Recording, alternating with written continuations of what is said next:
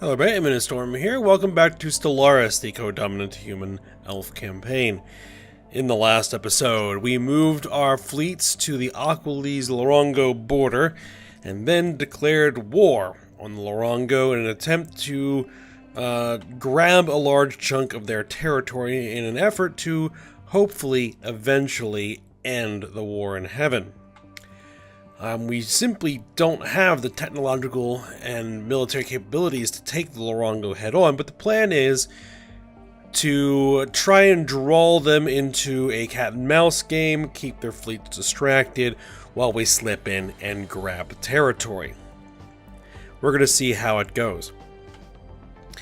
And while we were working on that, we got a bit of a shock, and that is that in this system is parked a Titan-class ship with 100,000 fleet power in and of itself. That's a bit nuts. So, we're going to contend with that thing in addition to the Lorongo's own military. The rest of their, conventional fleet. So, we're going to see how it goes. Now, there is one significant concern. I did go ahead just as a bit of an information gathering mission, and I ran things ahead of a couple of months just to see how things play out and make sure there aren't any major problems that are going to crop up right away that we need to deal with, because we really do need to come out of this war with nothing less than a white peace. Because if we look at the war goals that the Lorongo have thrown up, they're going to take 1, 2, 3, 4 systems, and they're going to make me a satellite if we lose. So we just can't have that happen. So,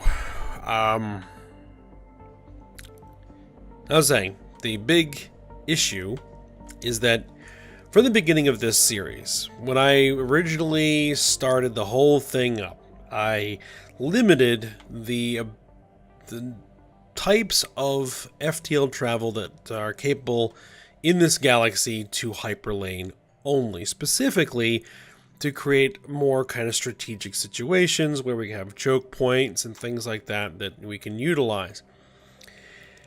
And I was under the impression that that would limit everybody's FTL capabilities to hyperlane only. However, that is not the case. The fallen empires, that are now the awakened empires, still have access to jump drives, which means they are capable of jumping from system to system at greater distances and are not limited by the hyperlanes, which are going to make things a bit interesting to say the least. So our idea of a cat and mouse game is going to be a little bit more dangerous.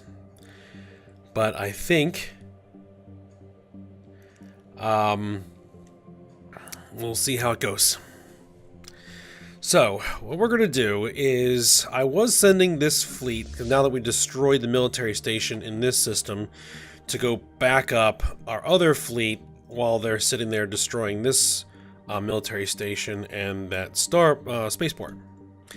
But I think these guys are going to be okay to go ahead and leave on their own to take care of that bit of business. And what we're going to do is, we're going to head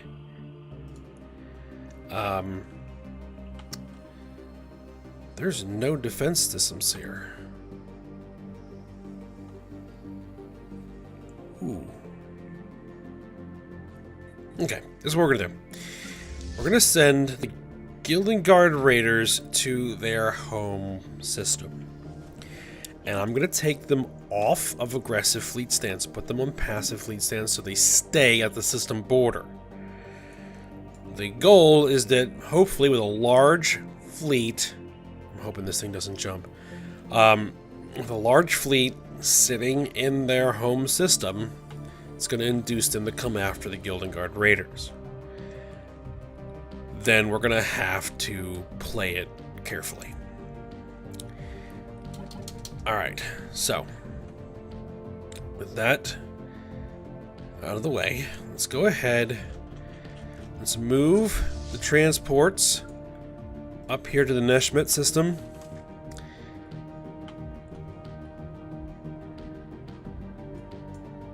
Because the other big thing is that once we declared our war, the Lorongo made peace with the League.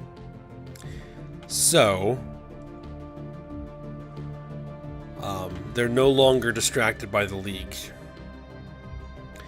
They still have the war in heaven, but the other empires on the other side of the galaxy, so a larger threat closer to home is probably going to be the higher priority for them. Initiating communications. What's this? The Interstellar Savelli Combine wants a... what do they want? A non-aggression pact. And who are they?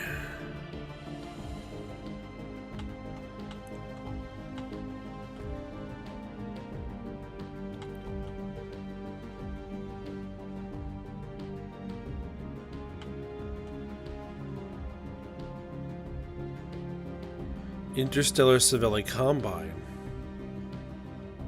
We'll agree to that. Because they're a different color.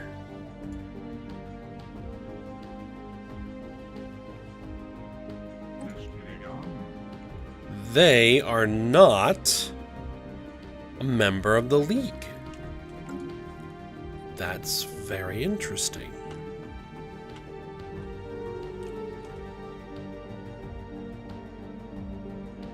Well, there they go. Interstellar Savelli Combine just joined the League. Okay.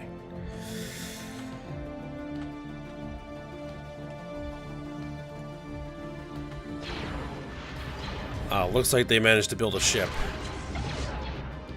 An escort class, or Sage class escort. No big deal.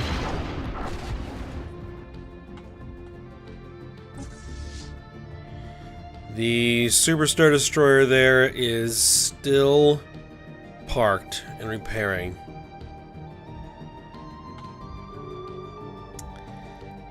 Oh, whoa, whoa, whoa, whoa.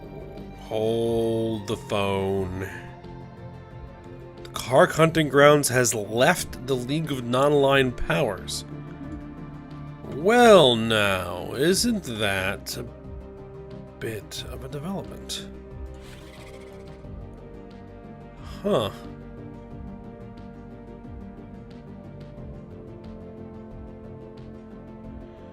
They're still rivaling us.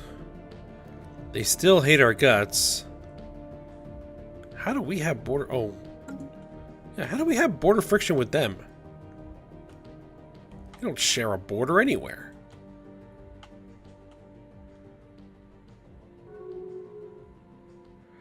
Metatron Directive is sowing unrest. Oh, that's something I actually want to do.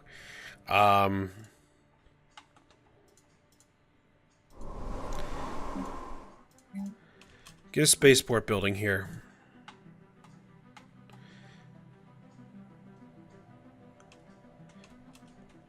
And I also want a spaceport building. Oh, we have a spaceport.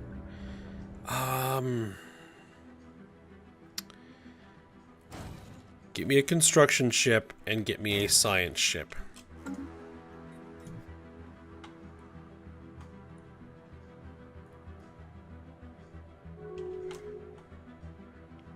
Let's see. Oh, here we go.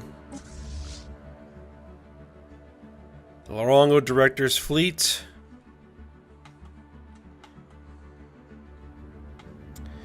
$256,000 attack power. They have a Titan. A Fallen Titan.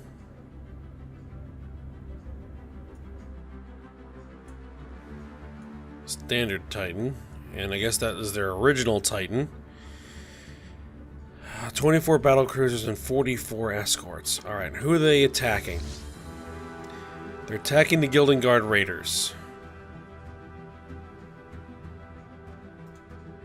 Alright.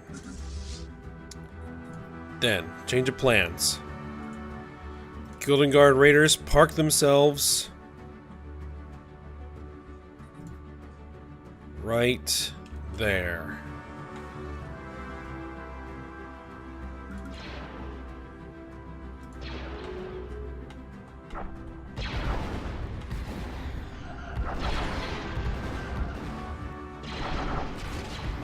Even if I combine my fleets and had the Aqualies help me, I can't take out 256k fleet power.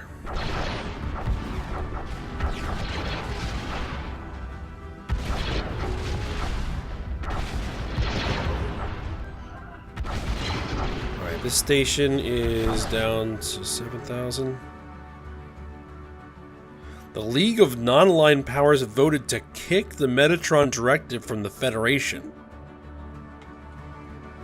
Ooh. Is the League starting to self-destruct? Oh, actually, since we have a station here, can I...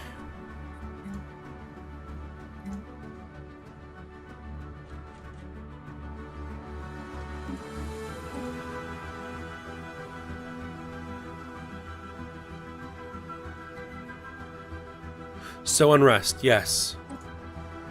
Do that.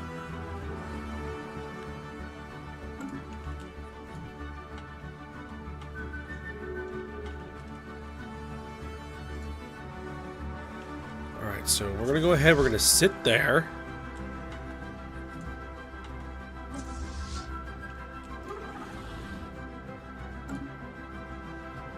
Alright, I want to see what happens when this fleet jumps.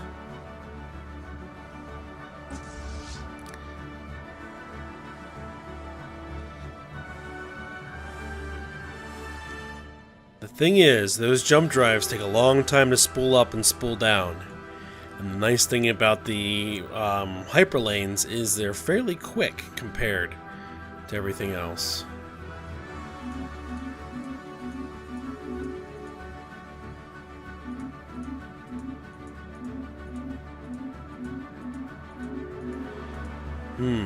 Well, the only thing we can hope is that one of our former allies either leaves or gets kicked out.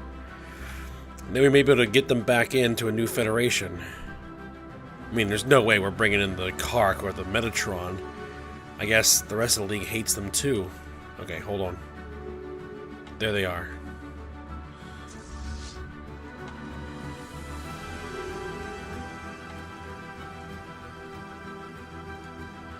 Alright, I want them to start moving at sublight.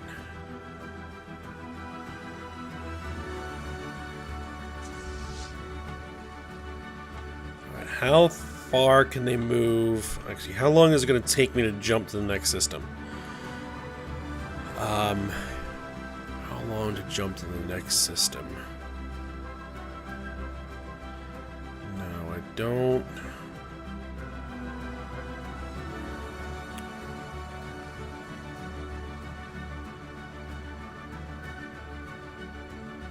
Like, if I wanted to jump... It would take 13 days. Okay.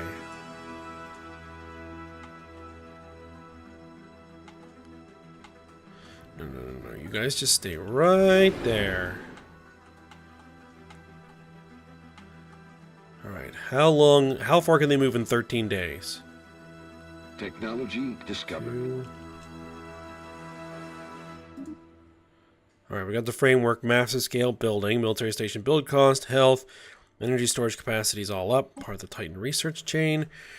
Framework, construction drone swarms, construction time, energy storage capacity. Continue to work on the Titan research chain, yes. Continue to work on the Titan research chain. That's the highest priority right now.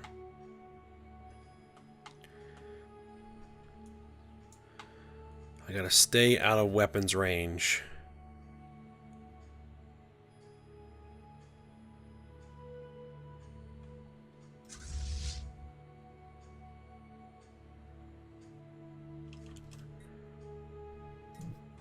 Alright, jump to this system, fly to the other side. Go.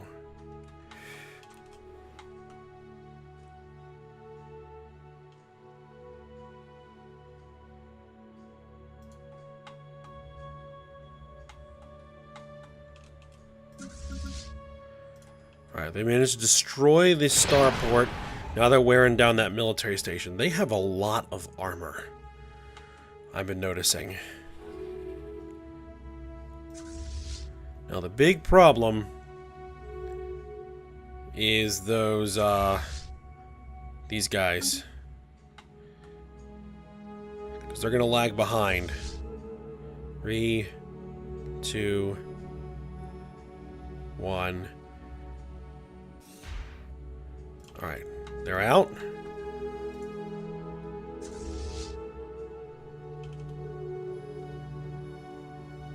Alright, they switched their attack to these guys.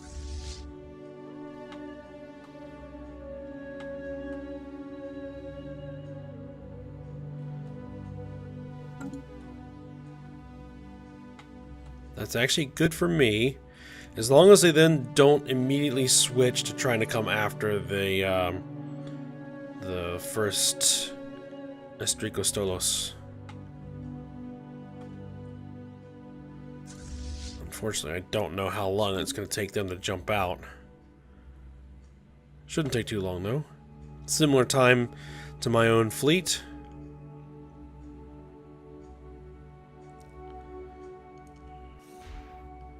Alright, there it goes. Attacking Gildan Guard Raiders. Good. Good. Now, hopefully, the Raiders can get far enough away from the edge of the system to get out of weapons range before these guys are able to get back to the edge of the system and then jump.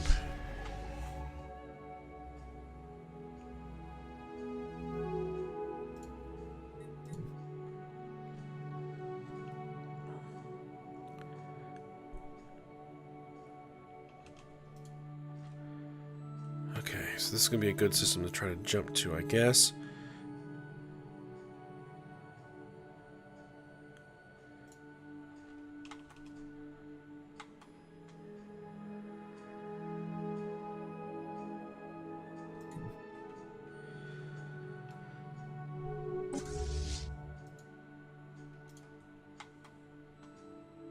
They're already almost back to jump point. They're beginning to jump.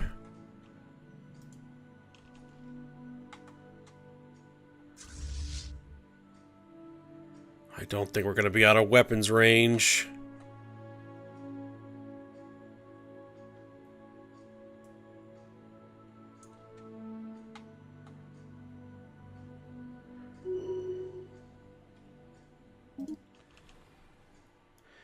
We lost 2 cruisers and 1 corvette.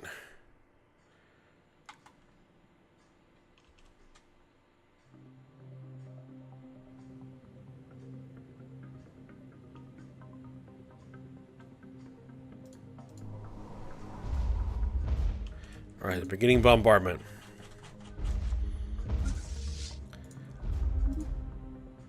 No, don't land armies just yet, just fly over here.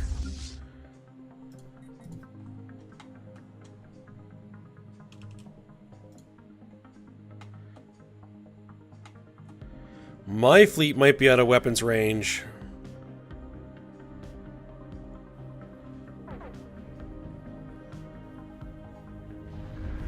But our allies are definitely not.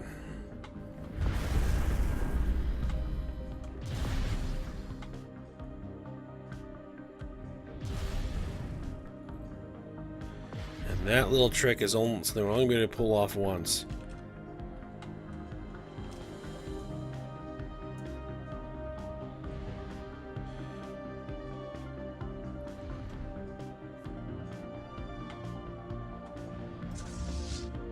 Change course. Move more this way. Oh, no. Stay away from that. Stay away from that.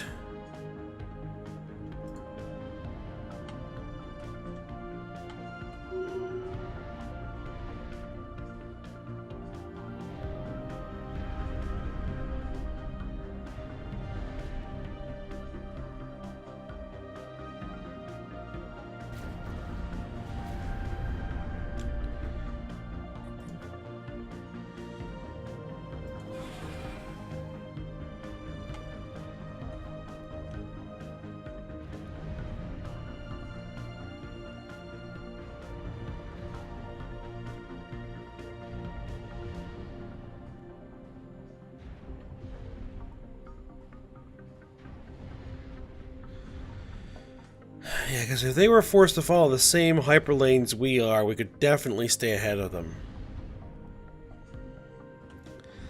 The fact that they could catch up to us 2-3 jumps down the line is problematic.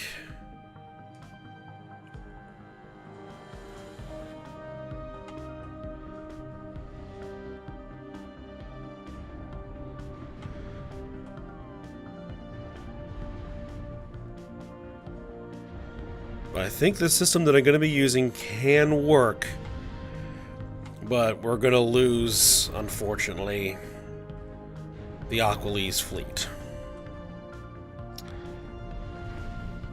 Their sacrifice will be remembered.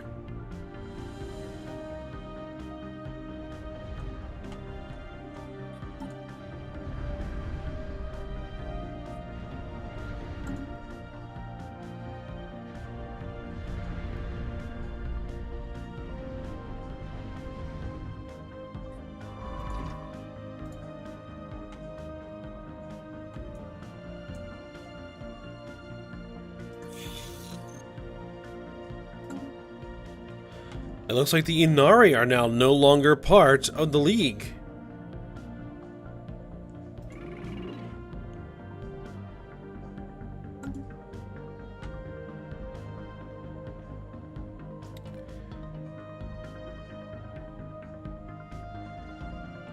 Very interesting.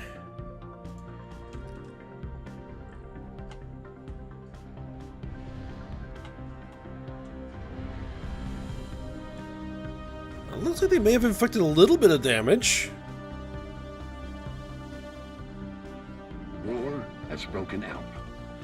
Oh, what's this? The Nib Prime has declared war on the Gulkfurki Crusaders. Which are these guys. So the Nib just drug the League of Non-Aligned Powers into a war with the Kemplar Collective. Or no, the Gulkfurki. Straight up. The other awakened empire. Man.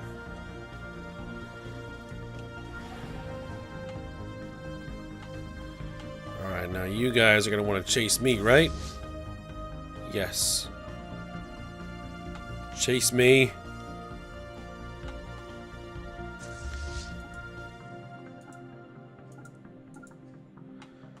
Yes, I want you to move more towards the center of the system. Closer to that star. The closer, the better.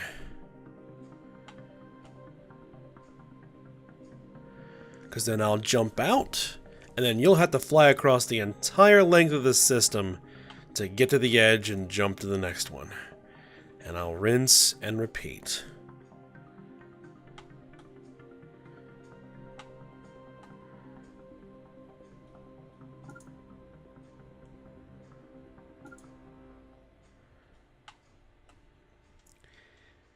Alright, right about when they get to about Kraz 1, I think is when I'm going to start jumping.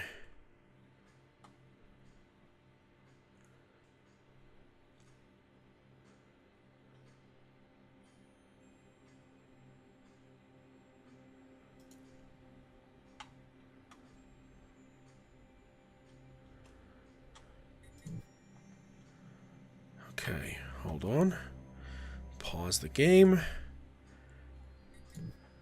Let's get a closer look at what else is going on. Nothing happening here. Nothing happening here. Okay. Good.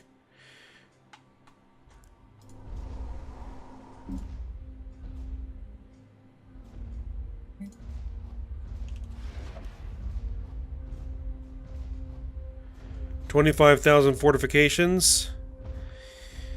And a not insignificant army presence. What aspects do we have here? Unified processing, Utopian services, College of Physics. Alright.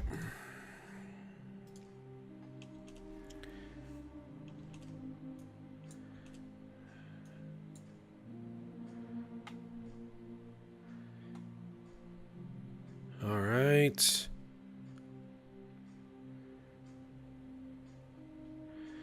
Now the question becomes, at sublight, am I just as fast as they are? Or are they faster than me? If they're faster than me, things will get very interesting very quickly.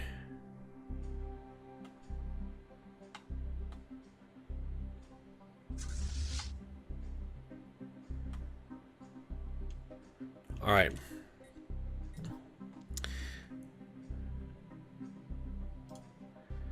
Begin our jump to the next system.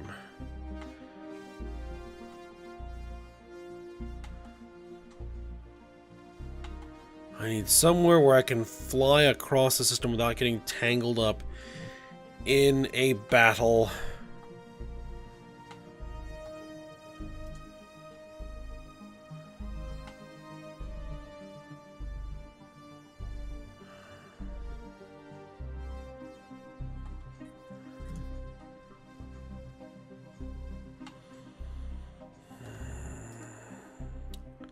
No, that's too close.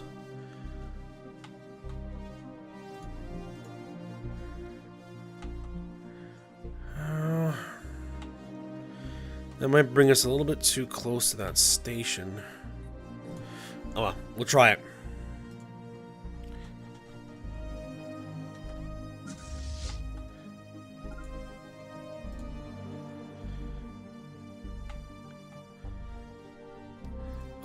Jump and start making for Andak 4.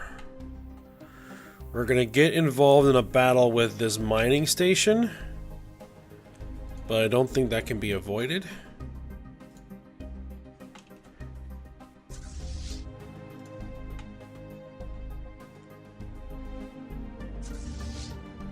Hopefully I time this right.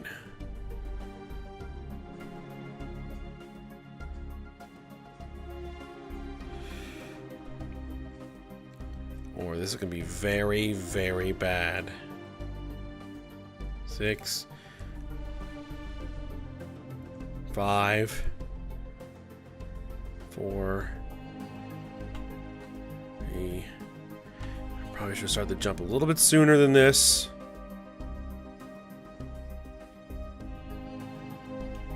Alright, we're out.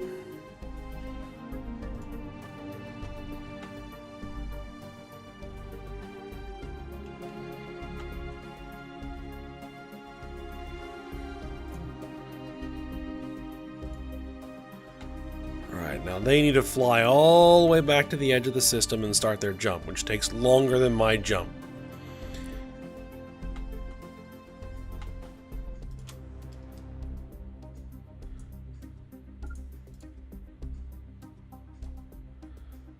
Alright, that's the plan right there.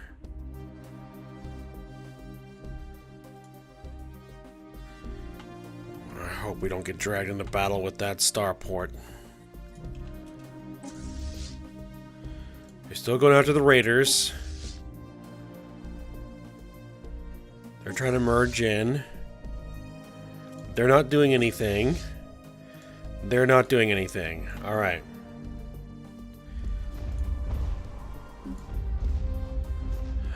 We don't have a lot of time to mess around. Land our armies. And see if this is even going to be a possibility. We're at minus 3%. Because of that battle the Aqualies lost.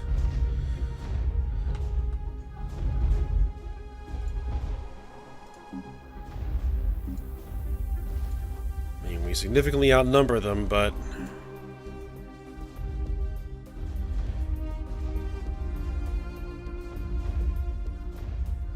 Deploying liberation forces.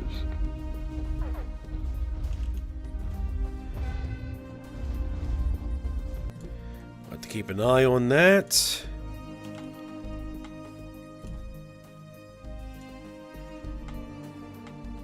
This is going to be a long, nerve-wracking war.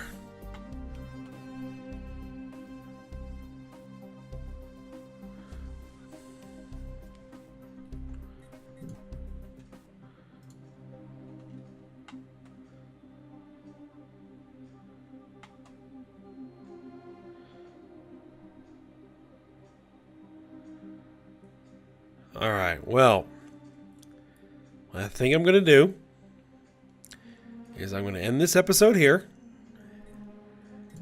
And we'll see how things go from this point. Let's take a look at this battle before we do. It's going to be close.